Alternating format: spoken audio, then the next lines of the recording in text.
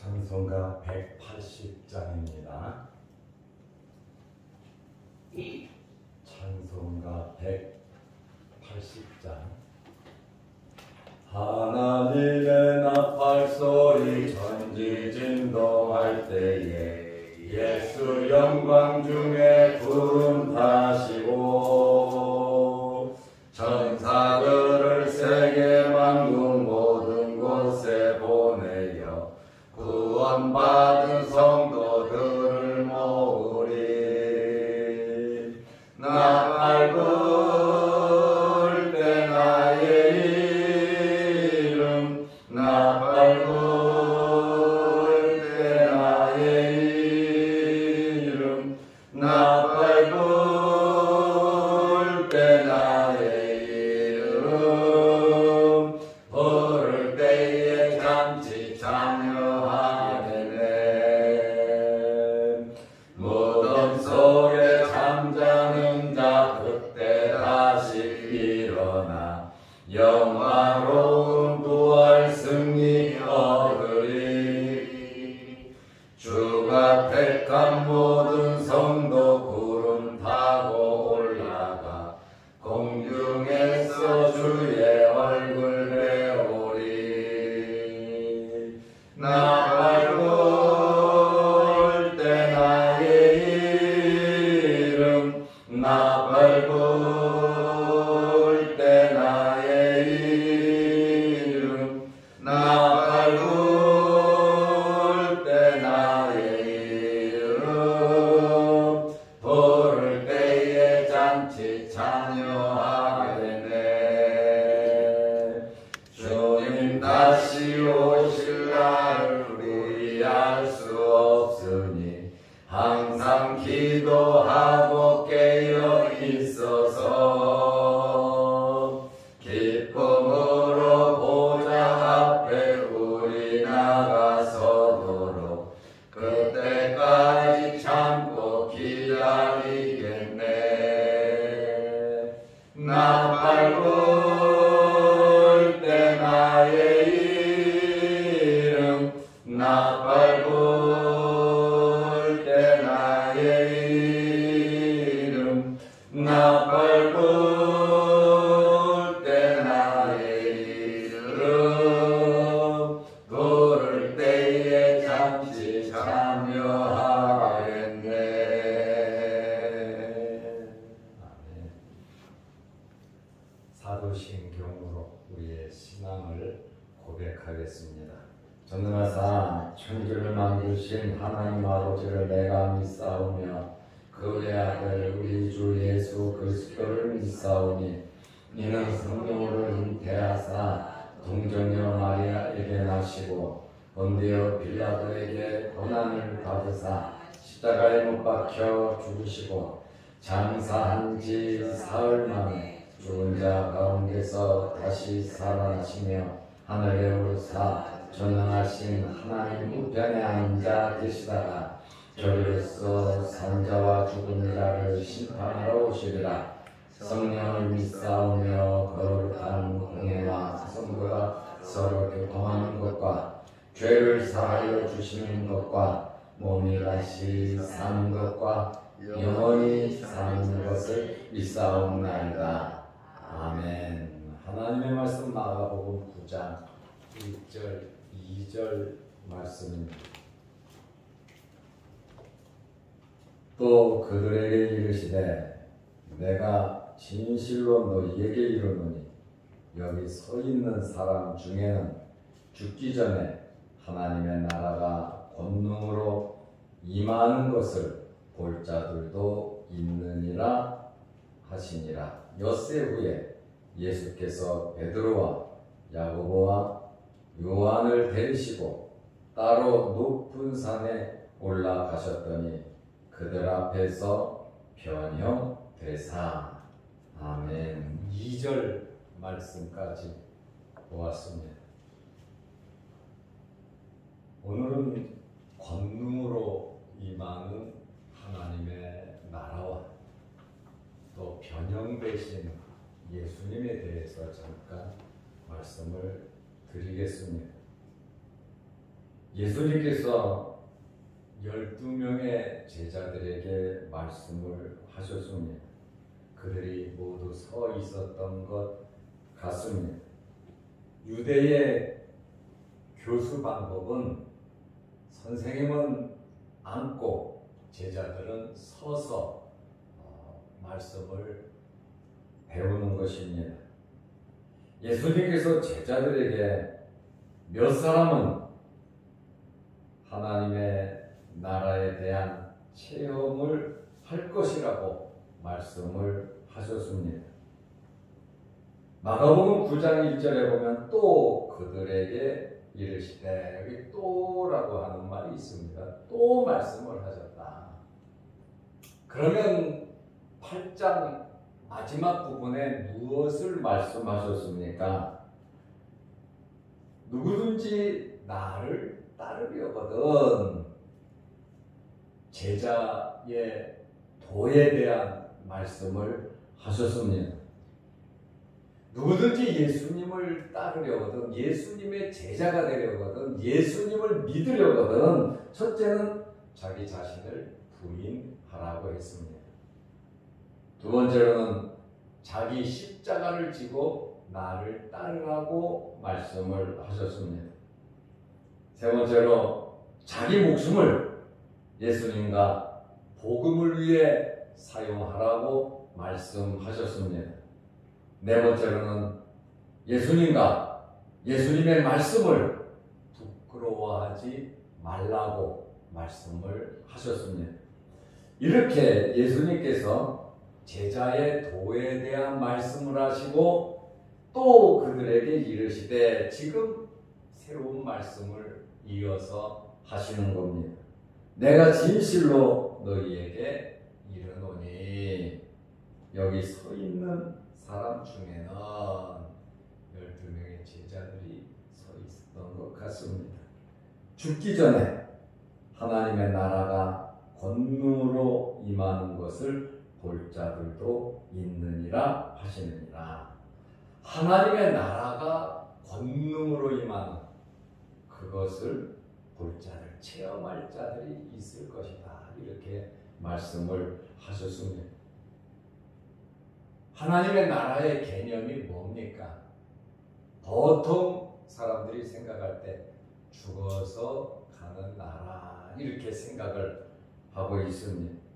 그런데 예수님께서 살아서 직접 체험할 것이다. 이러한 말씀을 하셨는데 12명의 제자 전부 다가 이러한 체험을 하는 것이 아니라 몇 사람만 체험할 것이라고 말씀을 하셨습니다. 여기 말씀을 하시기 전에 진실로 너희에게 이르노니, 여기 진실로라고 하는 이 말은 헬라어로 아멘입니다. 아멘이 진실로라고 하는 뜻입니다.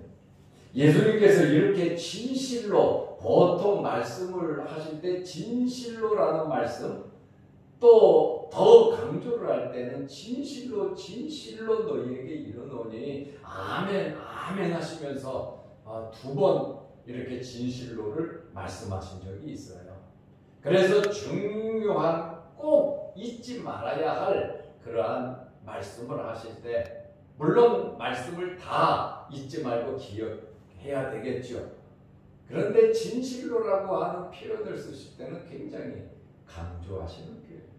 두 번을 말할 때는 엄청나게 강조해서 하시는 말씀입니다. 이렇게 진실로라고 하는 말씀을 통해서 분명한 확신과 신뢰를 말씀하시고, 또 진실로라고 하는 말씀에 엄숙하게 주님께서 말씀을 하신 것입니다. 요한복음 3장 3절 5절 5장 19절 24절에 보면 진실로 진실로라고 하는 말을 두 번 사용한 예도 여러 번 나와 있습니다. 예수님께서 진실로라고 하는 이러한 말씀을 통해서 하나님의 나라가 권능으로 임하는데 그것을 볼 자들, 체험할 자들이 있다. 이렇게 말씀을 하셨습니다. 사도 요한은 요한계시록 21장 2절 말씀에 보면 새 예루살렘, 하나님의 이 나라가 하늘로부터 내려오는 그 모습을 세례 요한이 기록을 해 놓았어요. 하나님께로부터, 하나님의 나라는 하나님께로부터 나온다는 겁니다. 하나님께로부터 하늘에서 내려오나니, 하나님의 나라가 새 예루살렘이 하나님에게로부터 하늘에서 임한다, 이렇게 말씀을 하고 있습니다. 마태복음 8장 38절에 인자도 아버지의 영광으로 거룩한 천사들과 함께 올 때에 하나님의 나라가 권능으로 임한다, 하나님의 영광으로 재림하시는 예수님과 연결되어 있습니다. 하나님의 나라는 예수님과 분리해서는 생각할 수가 없고, 이 하나님의 나라가 언제 하늘로부터 임하냐? 예수 그리스도께서 재림하실 때에 임하시는 겁니다. 임하는 겁니다. 그래서 이 하나님의 나라가 권능으로 임하는 것과 예수 그리스도의 재림과 함께 맞물려 있다라고 하는 그러한 말씀입니다. 이것은 하나님 나라의 완성을 의미하는 거예요. 그러나 이 완성된 하나님의 나라를 제자 중에 몇 사람이 체험할 것이다, 이렇게 예수님께서 말씀을 하셨습니다. 이제 예수님께서 마가복음 9장 2절에 보면 엿새 후에, 그래서 1절에 말씀을 하시고, 그 말씀을 하시고 나서 엿새 후에 바로 1절 말씀이 2절에 엿새 후에 그 말씀이 이루어졌다라고 하는 그러한 말씀입니다. 예수님의 말씀은 여러분 그대로 이루어집니다. 그러므로 우리가 기도할 때 하나님의 말씀을 붙잡고 그 말씀대로 기도하시기를 바랍니다. 그 말씀 붙잡고 기도하면 말씀 그대로 이루어지고, 우리가 말씀을 믿고 끝까지 인내하고 견디다 보면 그 말씀이 그대로 이루어지게 되어 있습니다. 끝까지 참고 견디면서 인내하는 여러분들이 되시기를 바랍니다. 당장에 어렵고 힘들다고 견딜 수 없다고 포기하지 말고, 원망, 불평하지 말고, 다른 사람들에게 책임 전가하지 말고, 예수님 말씀하신 대로 자기 십자가를 지자는 것이죠. 우리에게 주어진 십자가를 지면서 우리가 인내하면서 우리의 달란트를 좀 키우자는 것이죠. 우리를 키우는 데 있어서 이 환난, 고난처럼 우리를 잘 이렇게 키우는 게 없거든요. 그래서 우리는 많은 경험을 통해서 우리의 그릇이 커지는 거예요.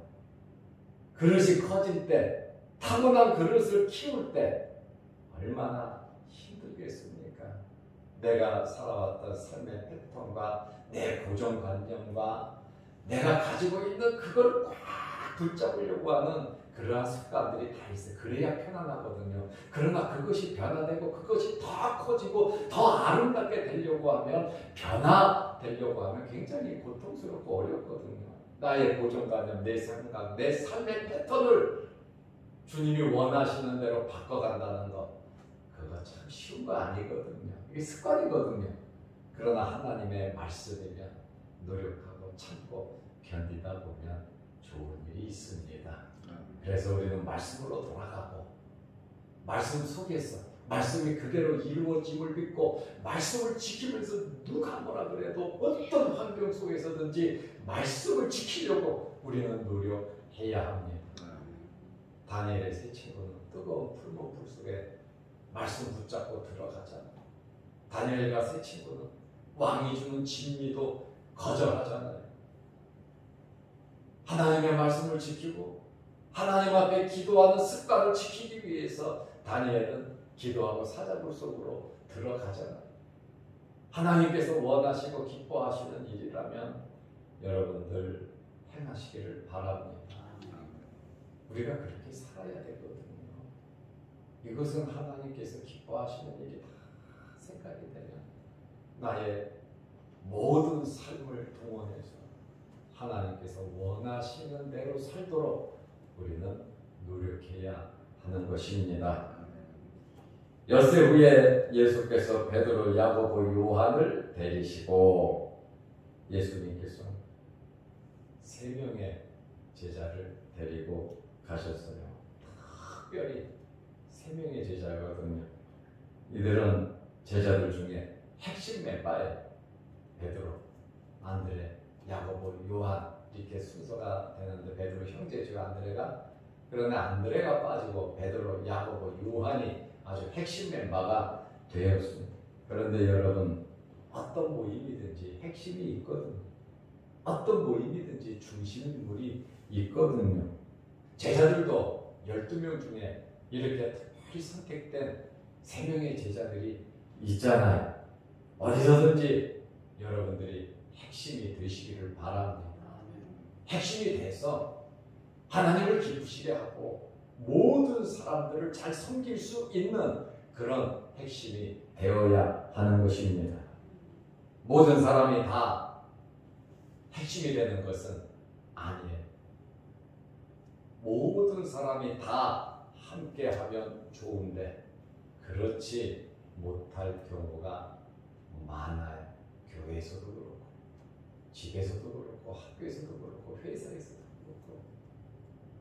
그러면 그 그룹은 다수에 의해서 이끌려가는 것이 아니라 핵심에 의해서 이끌려가는 거예요. 지도자에 의해서 이끌려가는 거예요.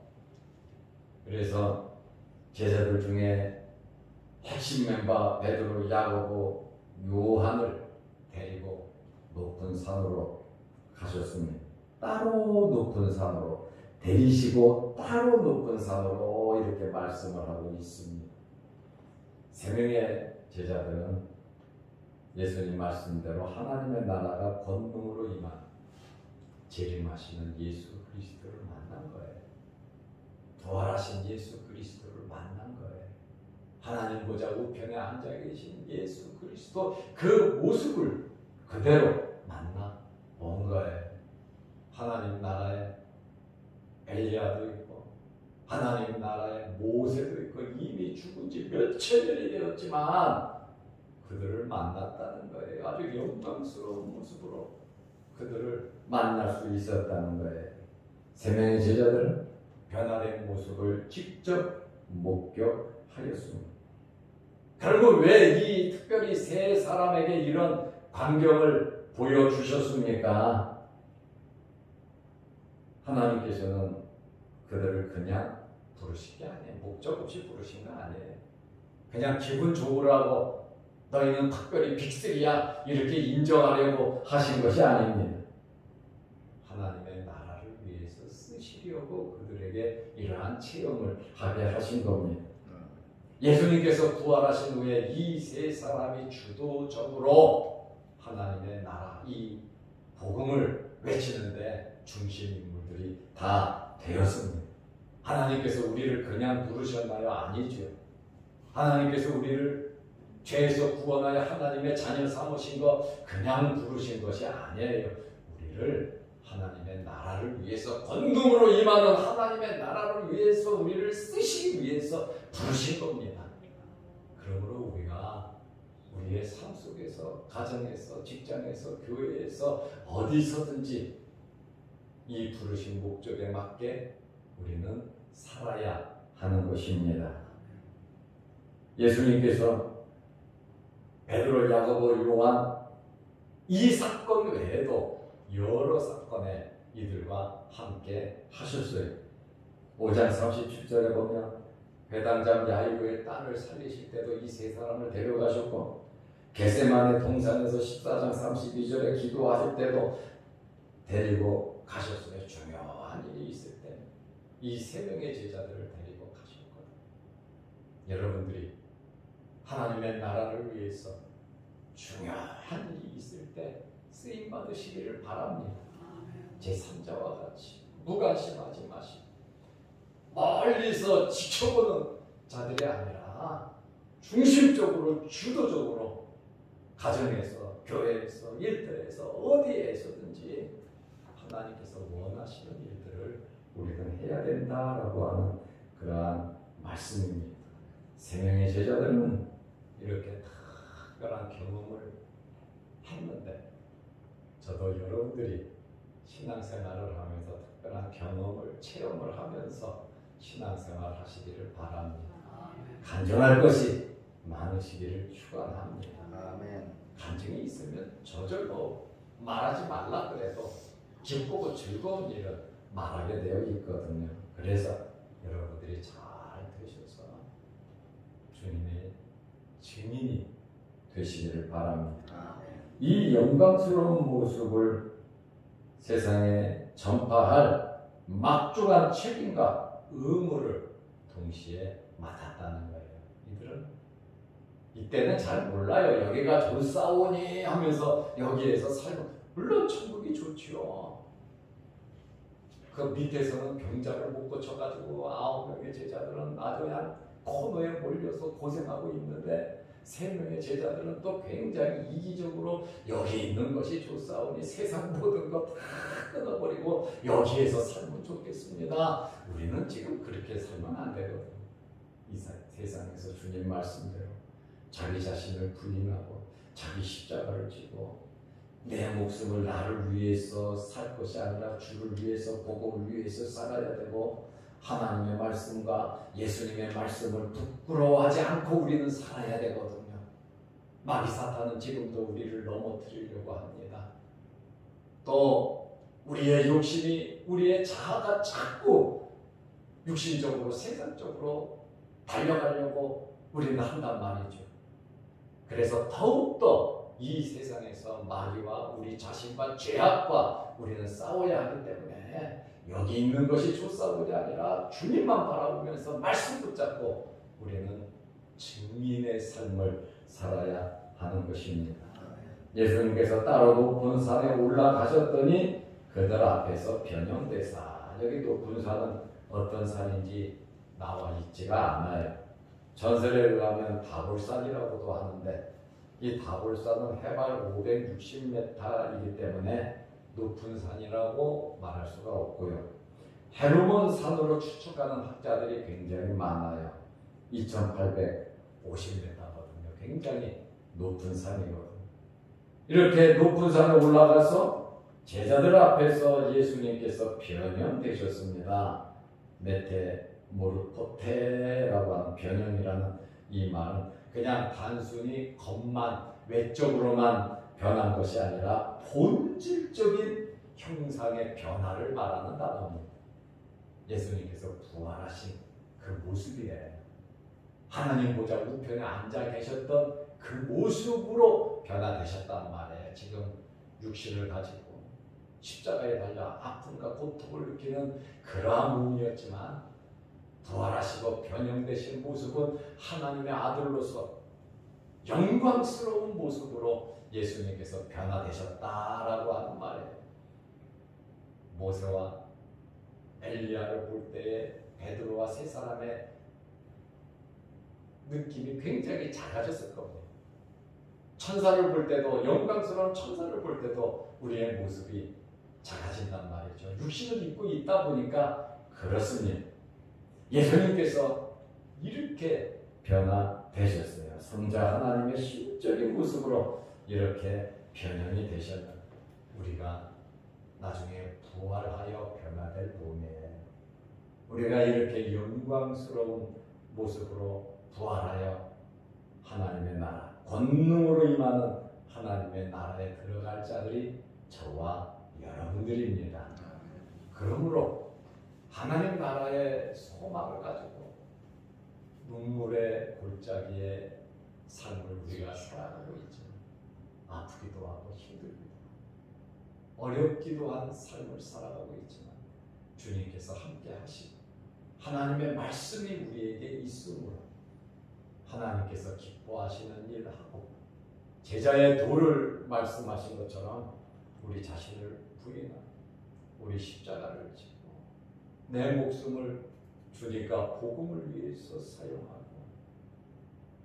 예수 그리스도를 부끄러워하지 않고 하나님의 말씀을 드러낼 수 있는, 그래서 하나님께서 베풀어 주시는 이 땅에서의 모든 복을 여러분들이 받아 누리시고 또 저 천국에 영광스럽게 임하는 그 나라에 많은 상급, 잘했다 칭찬 들으시기를 주의 이름으로 축원합니다. 기도하겠습니다. 하나님 아버지, 어제는 거룩한 주일을 잘 지내게 하시고 오늘 이 아침에 우리를 주의 전으로 불러 모으셔서 예배드리게 하심을 감사합니다.